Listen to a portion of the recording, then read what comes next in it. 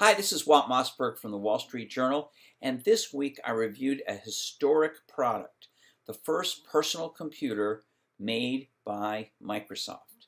Microsoft, of course, makes the software that runs on most of the world's PCs, but for decades it is said it was a software and services company, not a hardware company, and it would not make a computer. That's all changed this week. This week, Microsoft is beginning to sell a computer that it designed and built itself called Surface. Surface is a tablet that runs the new Windows 8 operating system, which is optimized for touch. And Surface is, in my opinion, the purest expression of a device running Windows 8. It's a handsome, sturdy tablet. I've been using it every day for the last 3 weeks or so, and I like it.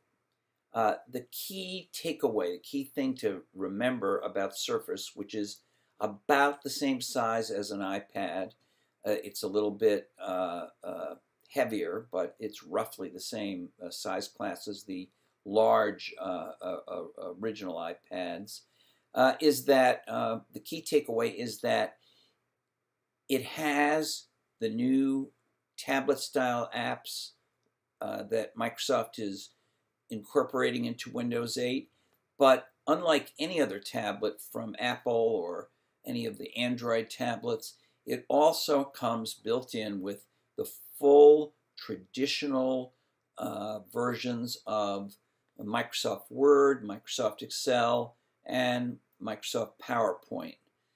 This means that you not only get the tablet experience, but you get to use these productivity apps that you may have been used to using all your life on regular PCs. And to complement that, it comes with optional keyboard covers. These are covers for the tablet that have embedded inside them two different types of keyboard.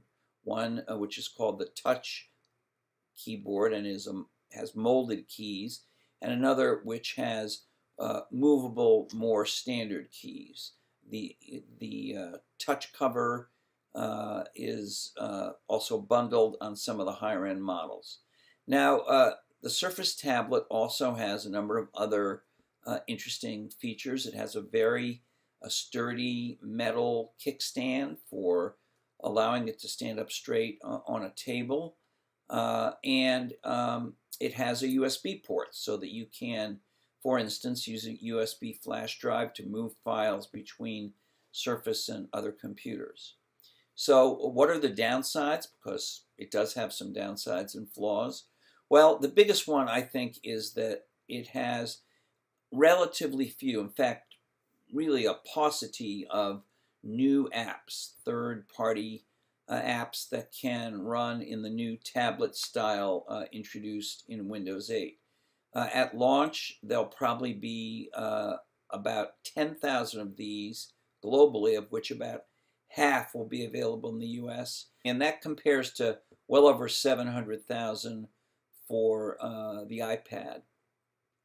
It also has another limitation on what the programs you can run on it. Because the Surface uses a variation of Windows 8 called RT, it can't run any of your standard older Windows apps, even though it has a Windows desktop built in. It does come with Office, which Microsoft has re-engineered to run on it, but you can't download or install or use things like Adobe Photoshop or Google Chrome browser or Apple iTunes or even Microsoft's own Outlook, the app that so many people use for email and calendar and contacts. It has apps for all those things, new style apps for all those things built in, as do other Windows 8 computers. But the biggest downside, I think, to the Surface is going to be, at least at the start, a lack of third-party apps. Also, in my battery test, which is pretty harsh, which I use for all tablets, exactly the same test, where I crank up the screen and leave on the Wi-Fi, collecting email in the background, and then I play videos until the battery dies.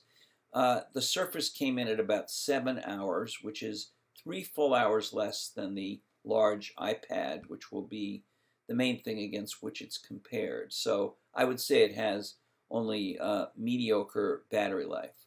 But I think this is a beautiful, well-done tablet, and it does change the dynamics, I think, of the tablet market. It sells for the same base $499 entry price as the iPad. Although it comes with twice the memory for that price, and it has an expansion slot for more memory.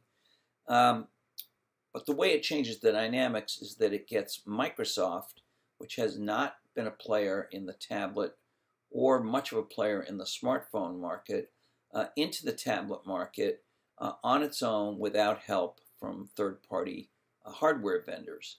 So what does this mean for you? Well, if you can live with the small number of apps and the inability to run your old familiar apps that you might want to carry over, this gives you the combination of a very nicely done tablet and the ability to use Word, Excel, and PowerPoint with keyboards that are really pretty clever and nicely integrated with it once you decide to buy them. This is Walt Mossberg, and I'll see you next week.